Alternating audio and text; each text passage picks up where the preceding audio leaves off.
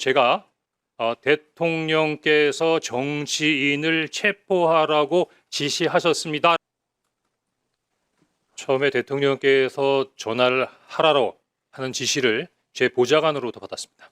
아, 전화를 대통령한테 하라고? 예, 그럼 그런 지시가 있었다. 아, 대통령께서 몇 시- 전화를 하라고 하신다라는 지시를 전달받았습니다. 그러면은 몇 시쯤 그걸 받았죠? 예, 한 8시 좀 넘어서인데 제가 저녁 8시 22분에 대통령께 전화를 드렸습니다. 아, 먼저 전화를 드렸어요? 예. 8시 그 22분에? 지시를 받고 네. 제가 전화를 먼저 드렸습니다. 그럼 그 대통령이 뭐라고 얘기를 했습니까? 무슨 보고를 했죠? 요지는 한두 시간 후에 중요하게 전달할 사항이 있으니 통신 축선에 대기하라는 지시였습니다. 아, 통신 숙선에 대기해라. 그렇습니다. 내용은 얘기 안 하고요. 예, 그 내용은 아마 그 중요한 얘기가 있는데 한두 시간 이후에 얘기하겠다라는 말씀으로 이해했습니다. 아, 그리고 나서 그러면은 뭘로 유추했습니까? 사실 그때는 특별하게 유추할 수 있는 근거가 없었습니다. 그래서 그 다음에 다시 대통령한테 전화가 온 시간이 언제입니까? 8시 22분에 통화를 한 이후에 대통령께서 대기하라고 한 말씀이셨기 때문에 국정원 청사로 돌아가서 직무실에서 대기하고 있었습니다. 그리고 대기하고 있는 중에 10시 23분에 비상계엄이 일어난 부분을 TV로 보고 그 위에 한 30분 정도가 지난 10시 53분 정도에 대통령께서 전화 주셨습니다. 그때는 대통령이 1차장한테 전화를 먼저 했다. 그렇습니다. 네. 어떤 내용의 전화를 했습니까? 전화 내용이 뭐였습니까? 첫 번째는 비상계엄을 발표한 사실을 확인했는가 하는 부분이고 두 번째는 아까 윤건영 의원님께서 질문했던 내용과 동일합니다. 중요한 요지는 그 방첩사령부를 적극 지원하라는 부분이 이어졌습니다. 방첩사를 적극 지원하다. 그리고 또 있었잖아요. 뭐 잘 지원하면은 예산도 주고 수사권도 주겠다. 뭐 이런 얘기. 아니 그런 말씀은 아니셨고요. 네. 풀 텍스트를 직설화법으로 원하신다면 그대로 말씀드리겠습니다. 그럼 방첩사를 지원하라. 예, 전화를 받으니까 네. 비상계엄 발표하는 걸 확인했냐고 묻었고 네. 그다음에 조금 좀 강한 어투라서 말씀드리기가 좀 어렵습니다만 하여튼 이번에 다 잡아들여서 싹 다 정리해라 라고 말씀하셨습니다. 근데 그때 목적어가 없었습니다. 그래서 어느 누구를 그렇게 해야 되는지까지 잘 몰랐고 그렇다고 대통령께 누구를 체포하라는 말씀이십니까? 라고 여쭤보기도 뭐해서 잠깐 기다리고 있는데 대통령께서도 약간 말씀에 퍼지가 있었습니다. 그러더니 지금 주시겠다는 건지 아니면 향후에 주시겠다는 건지 말씀하지 않은 상태에서 국정원의 대공수사권을 줄 테니 이번에는 일단 방첩사를 적극 지원해라. 아마 방첩사에 자금이면 자금, 인원이면 인원 무조건 지원해라고 말씀하셨습니다. 네. 그래서 비상경. 제가 네. 예 알겠습니다라고 답변했습니다. 아, 그래요. 그래서 1차장은 방첩사령관한테 전화를 했나요? 그렇습니다. 몇 시에 했죠? 10시 53분에 대통령님 전화가 끝나자마자 대통령께서 지시하신 분이 방첩사를 지원해라라는 부분에 지셨기 때문에 이어서 바로 기억하기로는 11시 6분에 방첩사령관에게 전화했습니다. 방첩사령관한테 전화를 했는데 그때 방첩사령관하고 무슨 통화를 했습니까? 예, 방첩사령관에 11시 6분에 전화했던 것은 처음 전화가 아니고요.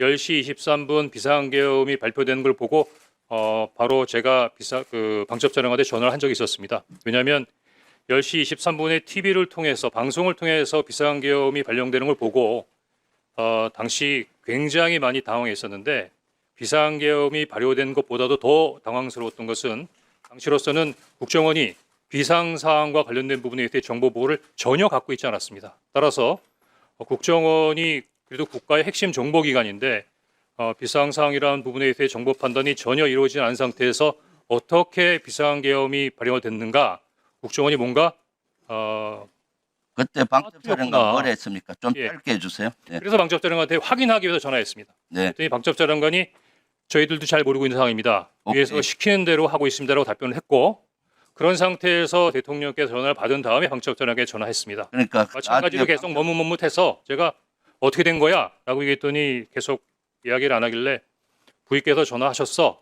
대통령께서 너희들을 도와주래 라고 이야기를 했더니 그 이후에 아마 정보위에서 말씀하신 그 관련된 내용들을 저한테 얘기했던 겁니다. 그러니까 여러 명 정치인 체포해라 이재명. 포함해서 그렇습니다. 몇 명 정도 체포하라 했죠? 제가 기억하기에는 중간에 뭐 일일이 세지도 않았고 당시 밤중에 전화로 메모지에 막 메모를 하는 상황이었기 때문에 14명 정도를 기억합니다. 네. 그리고 계속 있었는데 택도 안 되는 소리라서 끊었다는 얘기 아니에요? 그냥 끊지는 않았고요. 물론 뭐 속으로는 그런 생각을 했지만 대통령이 지시고 광적사령관이 얘기하는 부분에 대해서 특별한 반응을 보일 수 없었고 마지막엔 그래 그래서 어떻게? 라고 물었습니다. 뜻은 너가 원하는 대로 한다면 그럼 어떻게 하면 좋아? 그랬더니 저에게 직접 전화 주십시오. 이렇게 얘기했고 알았어 하고 전화를 끊었습니다. 그래서 그것을 어떻게 조치했나요? 구체적으로 말씀해 주십시오. 조태용 원장한테 보고했을 거 아니에요? 그 내용을?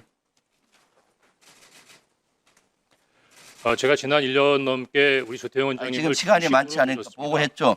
예, 근데 원장님께서 저한테 보고를 받지 않았다라고 말씀하시고 계시기 때문에 제가 참 뭐라고 말씀드리기 좀 어려운데 몇 시에 보고했죠? 엄중한 자리인 만큼 네. 대통령으로부터 전화를 받았고 방첩사령관으로부터 엄중하고 민감한 사항에 대한 내용을 받은 것을 어떻게 원장님께 보고드리지 않을 수가 있겠습니까? 또 지휘 개선으로도 잠깐만요. 시간이 없으니까 내가 질문하고 나머지 답변하세요. 그래서 조태용이 보고받고 그다음에 차장은 뭘 했고 국정원은 그다음 뭘 했고 그다음 조태용 원장이 그 사직서내라고 통보했잖아요. 그까지 좀 얘기. 원장님 송구합니다만 그냥 당시 제가 기억나는 대로 말씀드리겠습니다. 아마 국정원장께서는 하루에도 뭐 책 한두 권 정도의 정보 보고를 받으시고 워낙 많은 보고서를 받으시고 또 더구나 총리님께서 말씀하셨지만 충격적인 상황이라 아마 당시 상황이 많이 헷갈리실 수 있으십니다. 더구나 제가 얘기한 부분이 굉장히 단편적이고 조태용 원장님께서 12월 6일 날 그 기자회견 하셨던 것처럼 제가 대통령께서 정치인을 체포하라고 지시하셨습니다라고는 보고하지 않았습니다. 다만 그 정황상 관련된 보고를 드렸는데 10시 53분에 대통령으로부터 전화를 받고 11시 6분에 방첩사령관으로부터 어떤 내용인 줄 알게 됐습니다. 제가 방첩사령관에게 전화를 할 때는 우리 국정원이 놓쳤지만 아마 대통령께서 이렇게 싹 다 잡아드리라고까지 말씀하시는 거 보니까 국내에 장기 암약하던 간첩단 사건을 적발했나 보다. 그래서 아마 이렇게까지 긴급하게 진행돼야 된다고 생각하고 국정원에까지 지원을 요청한다고 추정했었습니다. 그런데 여인영 간첩사령관으로부터 체포 대상자 명단을 받아보는 순간에 이게 뭐가 잘못됐구나라고 전반적인 상황이 흐트러져서 이해하기 어려웠습니다.